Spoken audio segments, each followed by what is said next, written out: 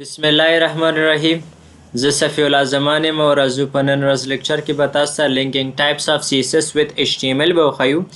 چې په تېر ورځ لیکچر کې موږ تاسو ته د ایچ ټي ایم ایل یو ټایپ تاسو ته ویلی وه چې د سی اس اس لینکینګ ټایپ څخه یو دانه ټایپ موږ تاسو ته ویلی وه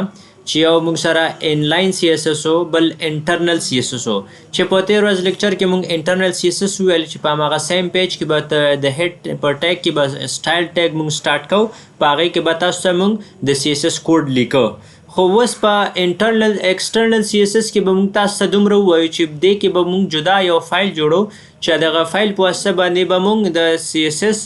د ایچ ټي ایم د سی اس اس کوډ په واسطه باندې به د ایچ ټي ایم ایل هغه ټیکس به موږ ټارګټ کوو او دا به ورسره ډیزاین کوو صحیح ده سټایل به ورته ورکوو نو دغه به څنګه کېږي د کانسپټ داسې دی چې تاسو کولی شئ یو جدا سی اس اس فایل جوړ کړئ چې هغې کې به کوډ لیکئ او دغه سی اس اس فایل به ایچ ټي ایم ایل فایل سره به لینک کوو چې کله لینک شي او دا به خپل هغه ټارګټ شوي ایچ ټي ایم ایل ټیکس باندې به خپل پراپرټیز به اپلای کوي هغه به څنګه کېږي راځئ استاد صاحب په نن ورځ لیکچر کې به تاسو ته موږ دا در ښایو ښه راځو ګورئ موږ تاسو ته چې تېر ورځ کوم کوډ لیکلی وه په تېر لیکچر کې لکه وګورئ هر یو ته موږ چې ګورئ باډي ته موږ کوم یو ټیګ دغه کړی وه پراپرټي مو ورکړې وه ویلیو مو ورته اسان کړی و دغه ایچ ون همدغسې په پیراګراف ته همدغسې دا باکس ته هم همدغسې یو څه ویلیوز موږ لیکلي وو او بل چې دی دغه اینکر هر یو ته ټولو ته نو راځو د نن ورځ دغه لیکچر کې به زه یو څه اګزامپل تاسو ته ترسره کړم فقط به تاسو ته وښیو چې دغه فایل څنګه لینک کېږي دغه به زه ډیلیټ کړم دغه کوډ تېر ورځ والا او نن به دغه د ایچ ټي ایم ایل کوډ به دلته ما سره پاتې وي او دې باندې به څه او کوډس موږ به اپلای کړو د سی اس اس را به شو دلته زه یو جدا فایل به جوړ کړم د سټایل سی ډاټ سی اس اس په نوم باندې صحیح ده ځکه چې دا موږ سره به سی اس اس فایل وي نو دا ما سره جوړ شوه راځم دا به لینک کوو څنګه ګورئ الریډي ما دلته لیکلی ده خو دا به زه وران کړم او تاسو به یې د سره جوړ کړم صحیح ده د سره به تاسو ته دا به لینک کړم نو دغه د هیډ ټیګ په دننه کې به تاسو په بره یا لاندې د هر یو ځای کې چې تاسو دلته لینک ولیکئ که نه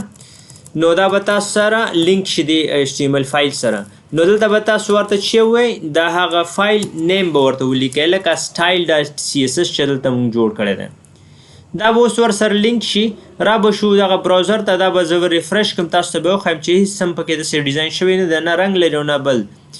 راځو اوس سی اس اس سټایل ډاټ سی اس اس باندې کلیک کوو دا فایل خلاصي ماته سره کوم چې دا فایل خلاص شو نو راځم دلته اول باډي باندې زه یو څه پراپرټي سپلای کوم ورباندې زه ورته یم چې باډي مې په سلیکټر ځان ټارګټ که ومې ویلې چې دې ته بیکګراوند کلر باید زه ورته اول ورکړم د دې بیکګراوند کلر باید څنګه اوسي داسې یو رنګ ورته انتخاب کړو چې ښه ورسره ښکاره شي دغه دا رنګ به زه انتخاب کړم سیف به یې کړم را به شم دا براوزر به ریفرش څخه مخکې دا به په خپله رنګ اخیستی صحیح ده یعنې وګورئ چې د ایکسټرنل سی اس اس په واسطه چې کوم یو کوډ هغه پیج کې لیکل کېږي د سټایل ډاټ سی اس اس کې نو دلته په ایچ ټي ایم ایل فایل کې به دا اپلای کېږي لکه ګورئ دی یو بل اګزامپل هم زه تاسو ته وایم دلته په ایچ ټي ایم ایل فایل کې چې کوم یو ایچ ټي ایم ایل ټیکس موږ راخیستي لکه پیراګراف دی دلته ما سره دا زه ټارګټ کوم ځان ته ورته وایم چې د دې بیکګراوند کلر به موږ چینج کړو ورته او دغسې یو کلر به ورته اساین کړم دا مې اساین کړه راځئ وګورئ براوزر باندې به تاسو ته ریفرش کړو او بیا ښه وګورئ د دې بیکګراوند کلر موږ سره چینج شوی دی صحیح ده لږې زوم کې وګورئ بیا ښه نو په دغه طریقه باندې تاسو کولی شئ هر یو هغه ایچ ټي ایم ایل ټیګ ټارګټ کړئ ځان ته او په هغې باندې د سی اس اس هغه کوډ اپلای کړئ څنګه چې موږ تاسو ته په انټرنل سی اس اس کې ته دروښودو چې په هر یو ایچ ټي ایم ایل ټیګ به موږ ځان ته ټارګټ کوو په هغې باندې به د سی اس اس کوډ اپلای کوو نو لنډه دا چې تاسو کولی شئ د دې په واسطه د ملټیپل پیجز باندې د سی اس اس کوډس اپلای کړئ لکه تاسو په یو په ایچ ټي ایم ایل فایل کې ځینې ټیکس راخیستي هغه په بل ایچ ټي ایم ایل فایل کې هم وي نو تاسو دغه سی اس اس فایل ورسره لینک کړئ او هغه به تاسو ته د هغه سی اس اس کوډ چې لیکل شوی وي دا به ورباندې اپلای کېږي ښه نو بل به راشو دغه د انټرنل سی اس اس انلاین سی اس اس او د ایکسټرنل سی اس اس ترمنځ دا فرق او د دې استعمال لکه کوم یو ډېر استعمالیږي او د کوم یو ګټه ورسره زیاته ده لکه وګورئ کله چې تاسو د انلاین CSS څخه کار اخلئ نو دا فقط په هماغه یو HTML ټیګ باندې به اپلای کیږي او که چیرې تاسو انټرنل CSS کاروئ نو هغه انټایر پیج باندې به دا اپلای کیږي صحیح ده لکه په هغه پیج کې چې څومره HTML ټیګس وي په هماغه باندې به دا کار کوي خو په باقي بل پیجونو باندې به د دې افیکټ نه وي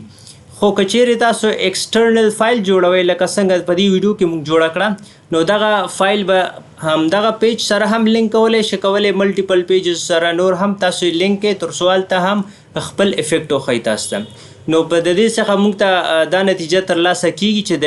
ایکسټرنل CSS استعمال د دې نور په پرتله باندې زیاته او فایده یې هم زیات دی نو دا زموږ د نن ورځ لیکچر چې تاسو ته موږ د ایکسټرنل CSS په بنا باندې تاسو ته سٹارټ کړو او کولی شئ زموږ یوټیوب چینل څخه لیدنه وکړئ چې هلته تاسو ته د CSS او HTML او نور ویب ډیولپمنټ هغه ویډیوګانې تاسو کولی شئ وګورئ او خپل ملګرو سره یې شیر کړئ تر څو هغې هم ترې استفاده وکړي